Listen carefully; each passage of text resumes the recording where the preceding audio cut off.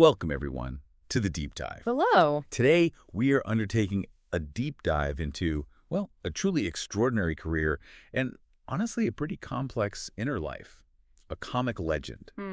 His material was often called anarchic, deeply dark, sometimes maybe inappropriate. Sometimes definitely inappropriate.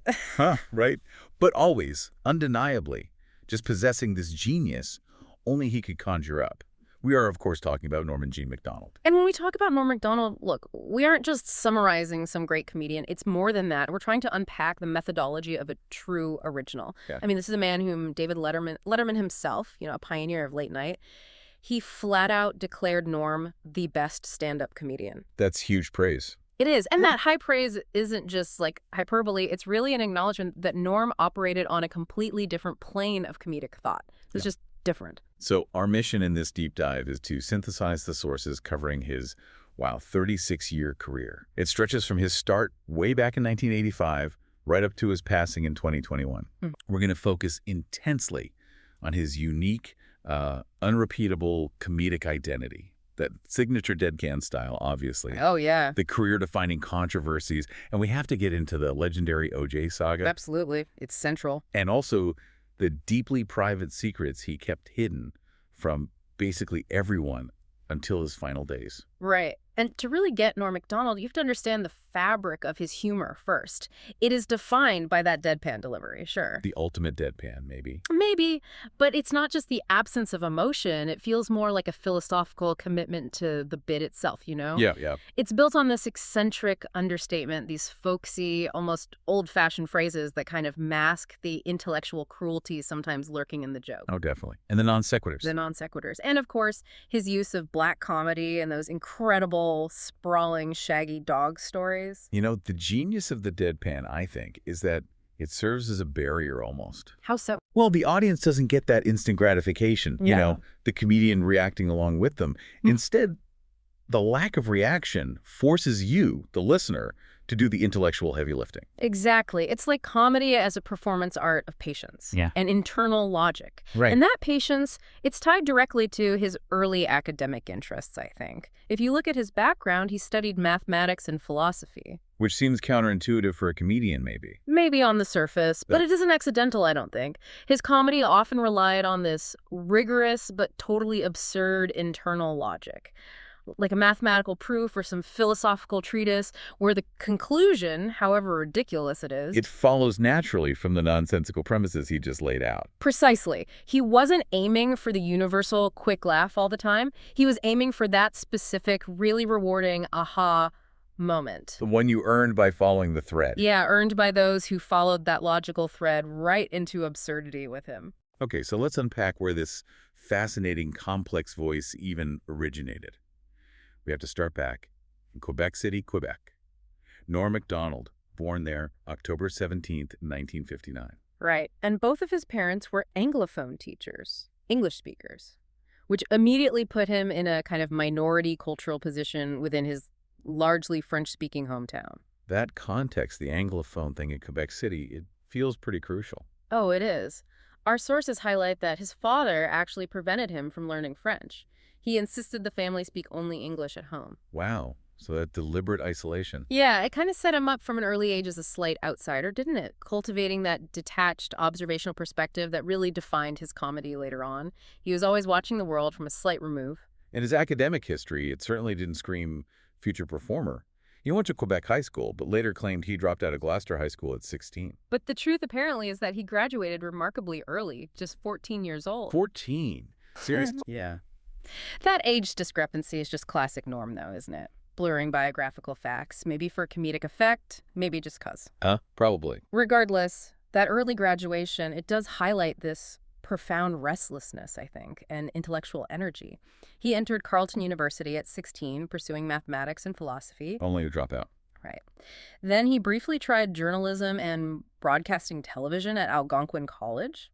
He was actually following his older brother, Neil Macdonald, who became a pretty prominent journalist. But these were all just temporary stops. And before the bright lights, New York, L.A., he was doing manual labor, stuff that seems totally disconnected from the cerebral comic we remember. Like he worked as a choker man for a logging company. It's a jarring image, isn't it? The deadpan master wrangling logs. But maybe it's actually key to his grounded persona. How do you mean? Well, that mix of rigorous intellectual curiosity, the philosophy, the math, combined with hard physical labor, it might have given him that distinct, folksy, grounded tone. A tone that often provided this deceptive, kind of calming counterpoint To the truly brutal black comedy hidden inside the jokes. Exactly. So his actual jump into stand-up started in Ottawa in 1985, Yik Yik's Amateur Nights. Mm-hmm. And here's a surprising fact about this future legend.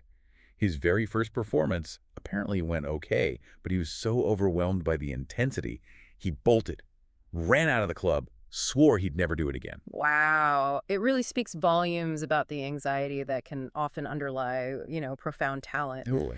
The club owner, Howard Wagman, actually had to track him down and persuade him, really convince him to come back. But once he committed. The trajectory was immediate. By 1986, after performing at the Just for Laughs Festival in Montreal, he was already being called one of this country's hottest comics. Pretty fast rise. Very fast. And this quick success led to some crucial U.S. exposure pretty early on. His network TV debut was, believe it or not, The Pat Sajak Show in 1989. The Pat Sajak Show. Yeah. But the real launchpad, the one that mattered, was Late Night with David Letterman in May 1990. Ah, the Letterman connection. That makes sense. That appearance was just foundational. Letterman immediately recognized a kindred spirit in Norm's dry, almost anti-comedy approach. Right. Letterman became this fierce advocate. He said later if they could have had him on every single week, they would have. That stamp of approval was just crucial for his next steps in the U.S. comedy world. And those next steps were some quick writing gigs. Oh. He wrote for the short run of the Dennis Miller Show in 92. Mm-hmm.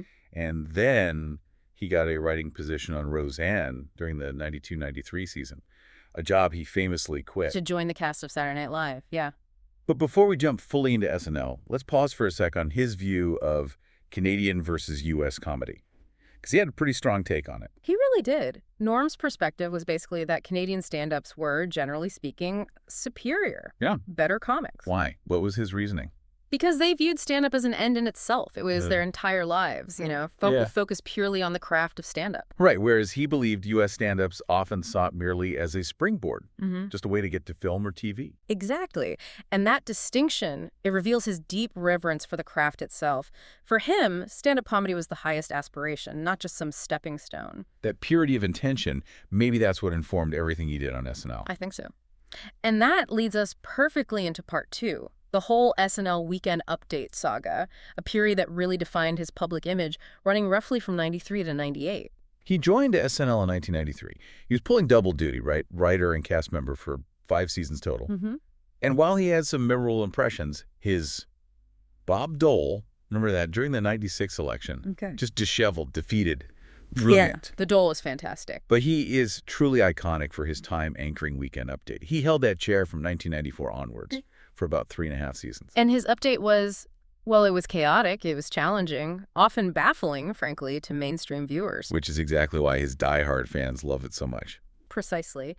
He introduced these signature eccentric elements that just defined his time there. We're talking about running jokes that were deeply inappropriate, often involving things like prison rape and crack whores. He really dared the audience to be uncomfortable. He did, and his commitment to the non sequitur was just unparalleled. He'd often finish delivering some piece of really shocking news only to suddenly pull out a compact tape recorder. The tape recorder. Rewind it and deliver a personal, often totally mundane note to self. That little bit of stage business, it just encapsulated the whole absurd commitment to the anti-joke, didn't it? It really did. But if we're defining the update era, we absolutely have to talk about the king of his non sequiturs, Frank Stallone. Oh my God, Frank Stallone. He constantly blamed Frank Stallone, Stallone's often forgotten brother, for literally every societal ill. High unemployment, Frank Stallone. Toxic waste comes, Frank Stallone. Let's just take a second on the mechanics of that joke, because it's pure, beautiful non sequitur. A non sequitur, literally, it does not follow, right? It's a conclusion or a statement that just doesn't logically connect to what came before. The joke's success relies entirely on the unexpected absurdity of dragging in some totally unconnected person. And Frank Stallone was the perfect target for that randomness. He really was. Norm would read a story about, say, a budget crisis in Congress, and then, without missing a beat, just deadpan. Or so the Germans would have us believe. Oh, wait, no, that was a different running gag. He'd blame Frank Stallone. Right, the Frank Stallone one. It was entirely random. And what's amazing is that Frank Stallone himself, according to the sources, took zero offense. Yeah, he got it. He recognized Norm wasn't actually attacking him, but just using his name as the ultimate punchline for randomness itself. When did he stop? Norm only stopped the joke in 1997, and apparently only because Sylvester Stallone, when he was guest hosting SNL, personally asked him to. Politely, but still. Okay, so here's where the conversation always turns, right? The controversial jokes and the inevitable pushback that really marked his time there. Norm was absolutely fearless in embracing black comedy, even when targeting really sensitive or high-profile people. Yeah, the relentless jokes about Michael Jackson are a really clear flashpoint. After Jackson's divorce from Lisa Marie Presley, Norm consistently referred to him on air as a homosexual pedophile. Just brutal. And when Jackson was hospitalized, Norm remarked that he had decorated his room with Shirley Temple photographs. Then he delivered the follow-up punchline. But don't get any ideas. Michael Jackson is a homosexual pedophile. Just driving it home. He knew exactly how far he could push it, didn't he?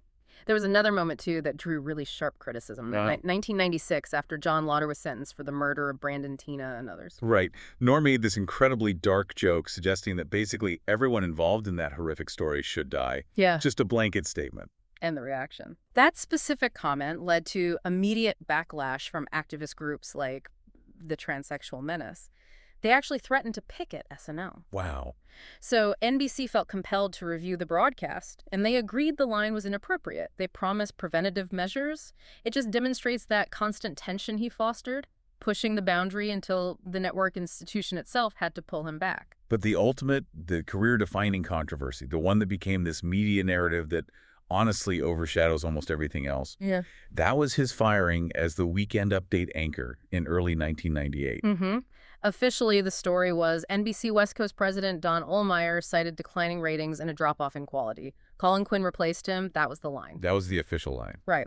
But Norm and his supporters, including his longtime writer Jim Downey, who got fired at the exact same time they insisted the true reason was his unrelenting, highly personal mockery of O.J. Simpson during and after the murder trial. He was just hammering O.J. constantly, uncompromisingly calling him a murderer on network television, week after week. And this is where the personal really bleeds into the professional, right? Ohlmeyer wasn't just some network exec. He was a close friend and a vocal supporter of O.J. Simpson. So this wasn't just about comedy styles clashing. No way. It was basically an ideological and personal war being waged right there from the news desk. Downey even publicly pointed out that Ohlmeyer threw a party for the jurors who acquitted Simpson. That's how close they were. The firing just blew up. It was a massive public media thing, and Norm refused to let it go quietly. Not at all. He immediately went on Letterman. He went on the Howard Stern show. He essentially used competing networks to air all the dirty laundry and continue the attack on Ohlmeyer. Which just cemented his persona, right? The comedian willing to torch his own career for a point of integrity, or at least for the joke. Exactly. And Ohlmeyer's retaliation was intense. It went beyond just the firing. In June '98, Ohlmeyer actually blocked NBC from airing advertisements for Norm's new movie, Dirty Work. Seriously? Yeah. He accused Norm of disparaging NBC on those competitor shows, on Letterman and Stern. The ad ban during SNL itself was only lifted after Robert Wright, who was Ohlmeyer's boss, stepped in. Wow. So the war got really nasty. It did. Norm went to the Daily News and called Ohlmeyer a liar and a thug. But he was careful to emphasize that his issue was solely with Ohlmeyer, who he saw as trying to censor him, not with Lorne Michaels or SNL itself, who he always maintained were supportive of him. But here's the interesting thing, connecting this to the bigger picture. Years later, Norm offered this really fascinating kind of nuanced reflection.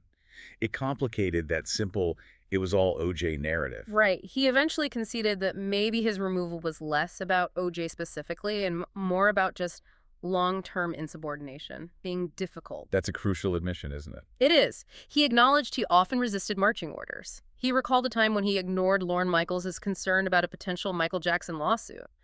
Lorne was worried. Norm did the joke anyway. And he admitted his update was explicitly not designed to be audience-pleasing or warm.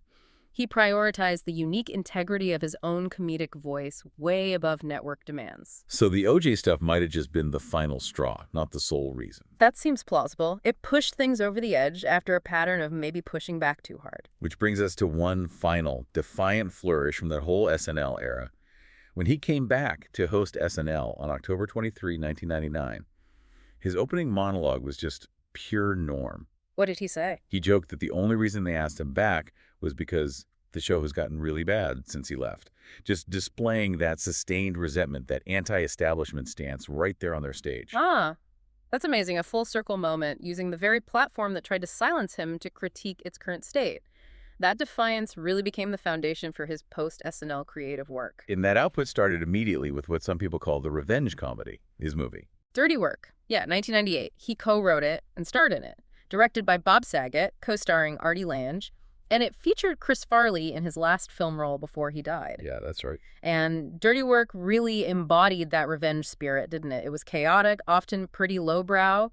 It felt like a direct counterstatement to the polished focus group stuff NBC might have preferred him to do. And the film was dedicated to Farley's memory, which added this poignant, almost anarchic tribute quality to the whole thing. Definitely. After the film, he did try to fit into the more conventional structure of network TV. He headlined the Norm Show later. They just called it Norm. That ran for 3 seasons on ABC, from 99 to 2001. Which is a respectable run, actually, Yeah. especially for a comedian who had just been publicly branded this insubordinate outsider. It is. But then he tried another sitcom later, A Minute with Stan Hooper, on Fox in 2003. And this is where we really see the limits of trying to fit his style into the mainstream sitcom box. How long did that last? Canceled after only 6 episodes. Ouch. Why do you think that failed so quickly when the other one had a decent run? Well, if you look at the format, right? Network sitcoms rely on predictable character beats, escalating situational humor, laughs per minute, that sort of thing. Yeah. Norm's comedy, especially his delivery, is kind of antithetical to that. Yeah. He specializes in deflating situations, not building them up.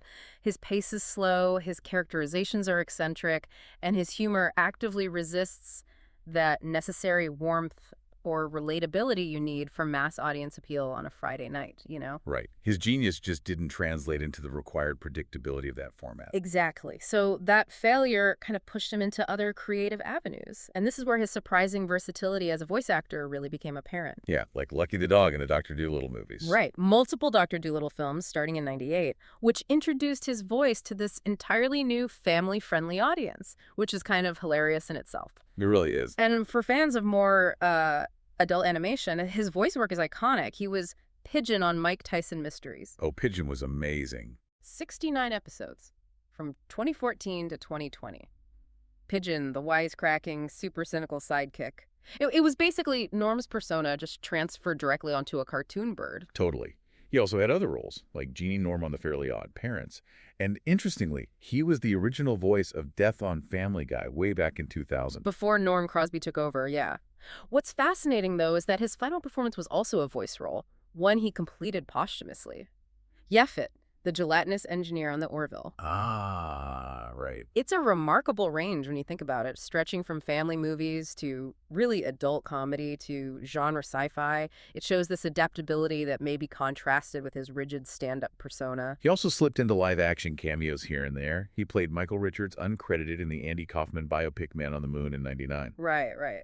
Then the 2010s saw his career shift again. He found this perfect home, really, in the sort of nascent digital media landscape, which suited his deliberate pace and his discursive style much better than network TV did. Like the sports show with Norm Macdonald on Comedy Central in 2011. Yeah, which was basically a satirical sports version of The Daily Show. Fun idea. But the real sweet spot, the format that seemed to give him maximum freedom, was his talk show concept, starting with Norm Macdonald Live. Yes, Yeah. 2013 to 2017. That video podcast with his sidekick, Adam Egget, filmed on this notoriously low-budget set. It was definitely rough around the edges, but it got overwhelmingly positive reviews. People loved the chaotic, unpredictable energy and the depth of the conversation. It was the complete opposite of the polished, pre-scripted late-night interview, wasn't it? Totally. He'd engage guests in these meandering, often really awkward but surprisingly profound conversations that just felt utterly genuine. You never knew where it was going. And that platform eventually evolved into the Netflix series Norm Macdonald Has a Show in 2018, still maintained that low-budget, unpredictable vibe. He also ventured into literature with Based on a True Story in 2016, and he deliberately marketed it as a comic novel, not a memoir, because he knew he was going to fill it with elaborate falsehoods and totally fictionalized accounts.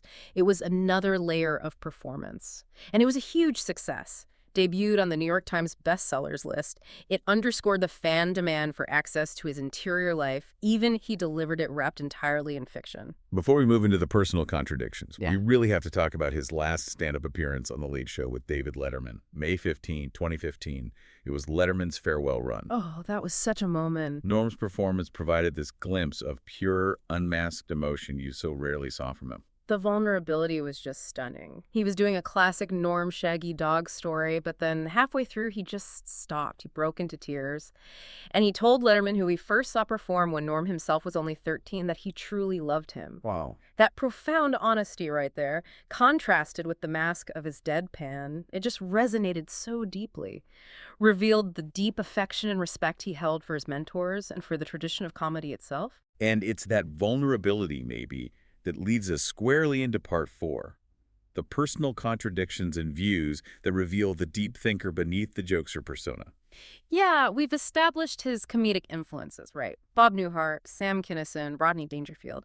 But when you couple those with his literary influences, Leo Tolstoy and Anton Chekhov. Tolstoy and Chekhov. Seriously. And suddenly you see the blueprint for his long-form, patient storytelling. He was using the narrative structure of a great 19th century author, where the journey and all the digressions are actually more important than the final payoff or punchline. That's the link to the Shaggy Dog story, isn't it? Tolstoy and Chekhov are masters of that slow, deliberate build-up of context and detail. Absolutely. A Shaggy Dog story requires the listener to invest in the sheer commitment of the narrator, just like a novel does. The reward isn't some quick joke. The reward is the sheer absurdity of the journey itself, often ending with a non-punchline or an anticlimax. That's the point. The intellectual depth was always there, under the surface. Always. And it also informed his views on the state of modern comedy. He expressed real distaste for what he called the low-hanging fruit of constant topical jokes. He specifically cited all the Donald Trump jokes. What did you prefer? Humor that aimed for something more universal, more enduringly absurd, rather than just temporary political relevance. Okay, moving into his personal battles. One of the most critical revelations, especially later on, was his severe, sustained battle with gambling addiction. Yeah, this was serious. He revealed he lost all his money gambling not once, but 3 separate times, drove him to bankruptcy twice. The scale of the loss is just staggering. It underlines how severe the crisis was for him. He cited his largest single loss as a devastating $400,000. Wow. This wasn't some casual vice. It was a recurring financial catastrophe that deeply impacted his life, his career, everything. And what's fascinating is how that vice apparently ended, or at least lessened.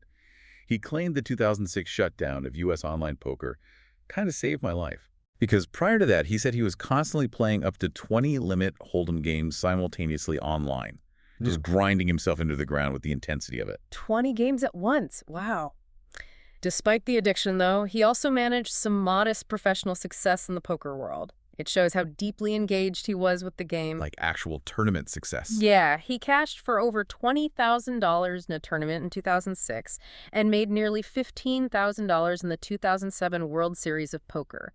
It highlights that competitive, mathematical side of his mind again, the side drawn to the calculated risks of the game. Okay, now we have to address maybe the biggest contradiction of his public persona, his devout Christianity. Right. This deadpan comedian, specializing in the profane, the anarchic, was also a Christian who publicly discussed theology. His views were often compared to the 19th century philosopher Søren Kierkegaard. Kierkegaard. Why him specifically? Well, Kierkegaard's philosophy often emphasizes things like the leap of faith, subjective truth, embracing the absurdity of existence. It kind of fits, doesn't it? Yeah, it does actually. Norm's comedy embraced the profane and the absurd elements of life, yet his faith was apparently quite sincere. He seemed to understand that these seeming contradictions, high religious faith coexisting with low, dark comedy, are just fundamentally human, that we contain multitudes. And this inherent moral or maybe intellectual compass sometimes showed up in his professional life too, like when he was judging Last Comic Standing. Oh yeah, he criticized a contestant for a joke referencing the Bible and Harry Potter. Was he offended by the religious aspect? Not exactly. He wasn't condemning the subject matter itself. He was condemning what he saw as a lack of intellectual rigor. He basically said, if you're going to critique an entire religion, you must at least know what you're talking about. Don't just make cheap shots. Interesting. That combination, though, loyalty to friends, belief in free speech, but also this moral conviction, sometimes landed him in immediate professional trouble, most famously during the #MeToo controversy in 2018. Right. After he made some public comments that appeared to criticize aspects of the movement and seemed to defend friends like Louis C.K. and Roseanne Barr, the consequences were immediate. What happened? His scheduled appearance on The Tonight Show starring Jimmy Fallon was abruptly canceled, just pulled. The network, the show, they saw the risk, and the consequence was swift and very public. It really highlighted his almost anarchic tendency to prioritize loyalty and absolute freedom of expression, even when it flew directly into a major cultural firestorm. Yeah, he seemed willing to accept the professional fallout from his refusal to just conform to the prevailing cultural winds of that moment. And talk about confusing signals. In 2019, on David Spade's show Lights Out, Norm completely threw fans for a loop. He claimed he might have rushed to judgment about O.J. Simpson's guilt. Wait, seriously, after all that? Yeah. Was it genuine reflection? Was it some kind of meta joke about his own reputation? Or just a way to finally move on? Who knows? It's classic Norm ambiguity, isn't it? His friend and producing partner, Lori Jo Hickstra, even claimed O.J. Simpson reached out to thank him after that comment and offered to play golf with him. Get out. Did they? Doesn't seem like it. Still. However, it's worth noting, when O.J. died in 2024, Conan O'Brien explicitly paid tribute to Norm, confirming that the original uncompromising O.J. commentary on SNL was, in fact, brilliant comedy. That's the stance that cemented his legend, regardless of any later rhetorical games he played. Okay, now we arrive at the final, and maybe the deepest secret of his life. A secret that makes his creative output during those last 8 years, especially in the 2010s, seem even more astonishing and, frankly, courageous. Yeah. Macdonald battled cancer privately for 8 long years. It started with the diagnosis of multiple myeloma back in 2013. And he told almost no one. He made a deliberate decision to disclose his condition only to his immediate family and his agent. That's it. His brother, Neil, confirmed this secrecy was driven by a deep fear. He feared revealing the illness would affect the way he was perceived. He didn't want to be seen as sick or vulnerable. He wanted to be seen as Norm. Imagine the dedication required to maintain that public persona while undergoing intense medical treatments. It's incredible. He underwent several stem cell transplants, apparently using aliases to maintain his privacy. His final transplant was in March 2021. And the chemotherapy had debilitating side effects, like peripheral neuropathy, which forced him to give up golf and tennis, 2 things he really loved. So the medical journey was just grueling. Extremely. The multiple myeloma did initially go into remission, which was good news, but then tragically in early 2020, he developed treatment-associated myelodysplastic syndrome. It's a type of cancer often associated with prior chemotherapy. And that progresses. It often progresses into acute myeloid leukemia, which it did. He succumbed to complications from acute leukemia on September 14, 2021. He was 61 years old. But his commitment to his craft and his absolute control over his public image, it endured right until the very last moment. That control really manifested in the extraordinary posthumous release of Norm Macdonald. Nothing special in 2022. That was the stand-up set he recorded at home. Exactly. Knowing his condition was worsening, he had taped an audienceless dry run of a brand new stand-up set, just in his own home, just in case things went south, as he apparently put it.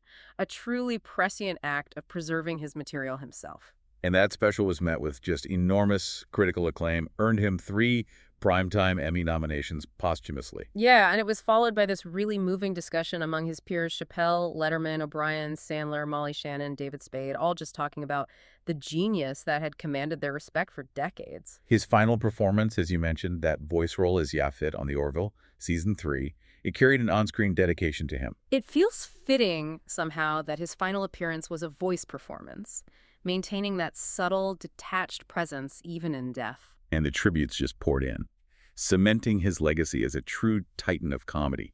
Jon Stewart called him, without hesitation, the funniest person he knew.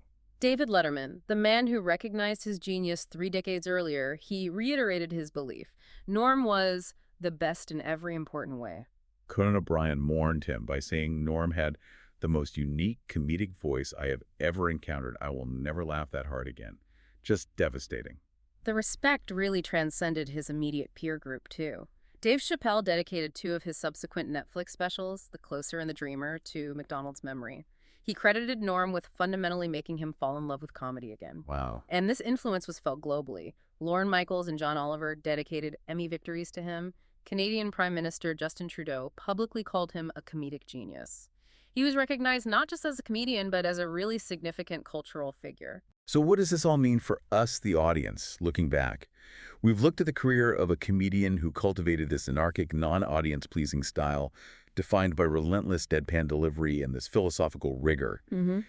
Yet simultaneously, he was intensely private, literary, a fierce loyalist to his friends, and devoutly Christian. So many contradictions. His career was really a masterful balancing act, wasn't it? Between public chaos and absolute personal control, he built his fame on saying the quiet, difficult parts out loud. While meticulously shielding the most challenging truth of his own life, that 8-year battle with cancer, from the public eye entirely. Yeah. Which brings us to our final provocative thought for you, the listener. His death spurred the release of Nothing Special, that meticulously prepared, dry run of a set recorded in total privacy, just in case. Did this final deliberate act to ensure his material survived, to control his own narrative, his public image, and to deny the public access to his personal struggle?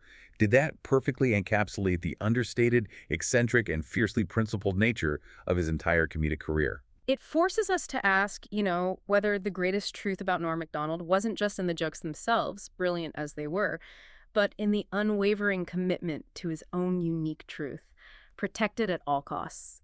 If you haven't yet experienced his genius in its purest form, you really owe it to yourself to revisit his work, especially those wonderfully chaotic talk shows like Norm Macdonald Live. Dive deep into the archives. You definitely won't regret the exploration. Thank you so much for joining us for this deep dive into the genius of Norm Macdonald.